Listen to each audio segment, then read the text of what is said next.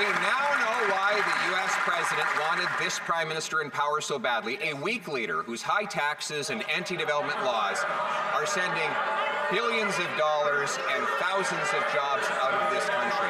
86,000 jobs lost. And yesterday, the prime minister promised the president that he would increase Canadian investment in the U.S. by $1 trillion if he gets the agreement that he expects to get. Mr. Speaker, in exchange for $1 trillion of job losses in Canada, will he at least get an end to the U.S. auto tariffs that are killing jobs for our workers in Ontario? We have the best deal in the world with the Americans. First point. Second point, the President of the United States and myself had a meeting of minds yesterday with respect to the future of the steel sector, the aluminum sector, the energy sector in cooperation, which is why our teams are negotiating the terms of those deals. And we are working, as the President himself said in the Oval Office, on the modalities of an auto agreement. Just confirmed he's selling out our auto workers. And let me tell him what it means when investment leaves this country, because he was forced a record amount out in his 7 months in power. The 700 workers at the GM plant who lost their jobs in Oshawa, they can tell him about investment that is left. They're sitting around the dinner table wondering how they're going to pay their bills while GM announces $4 billion of new investment south of the border. So while the Prime Minister promises yet another $1 trillion gift to President Trump, why doesn't he look them at those workers in the eye and explain to them why he betrayed them? What this government is doing for the auto sector is an unprecedented investment in the Canadian auto sector. We look the Canadian auto workers in the eye. We have $5 billion in the Strategic Response Fund. We have $10 billion for liquidity management. We have worker retraining. We are striking deals with countries around the world. We have the best deal already with the Americans, and it will be even better. Canadians do remember the last election where that Prime Minister promised to put elbows up. It was not a promise, it was the promise that he ran on. Now those elbows have come down, the American tariffs have doubled, we have by far the weakest economy in the G7, 86,000 people have lost their jobs, and the Prime Minister went pathetically to the White House to offer a $1 trillion gift, bowing before the President in weakness.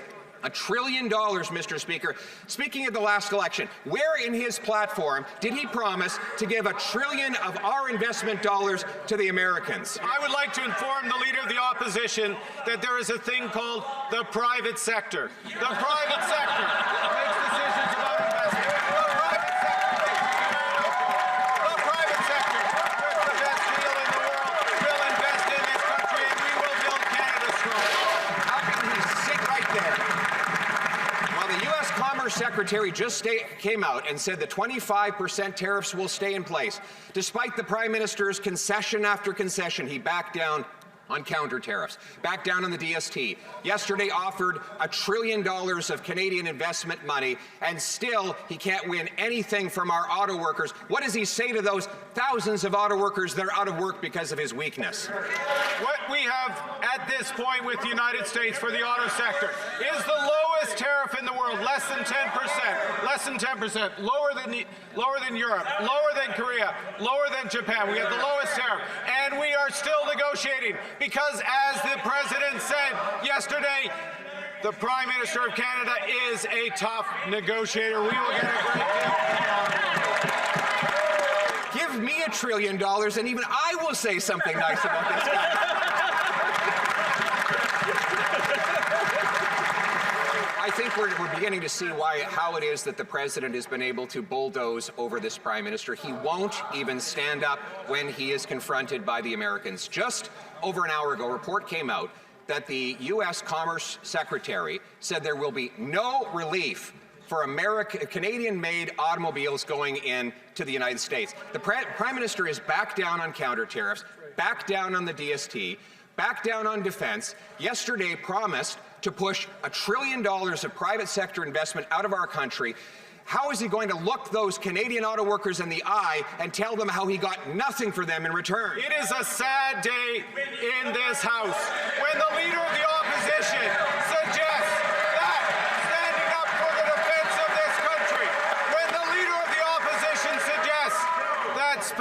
forward to defend our borders, that spending to defend our fulfillment in NATO, that is backing down on defense. We will shame. Now, we have the lowest tariff on autos of... Speaker, come on, we can't hear anything.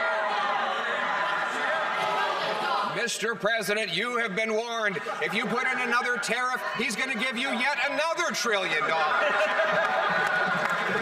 This is the tough negotiator that we hired?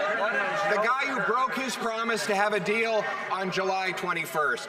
A guy who broke his promise to negotiate a win, who simultaneously removed the counter tariffs while he was giving speeches promising to have them in place, and yesterday offered more concessions to the U.S. president, knowing that the tariffs that are killing our auto sector would stay in place. Why does he always back down and give our jobs to the Americans instead of standing up for Canada? We have a strategy with the United States. That means that our auto sector is paying less than 10% tariff.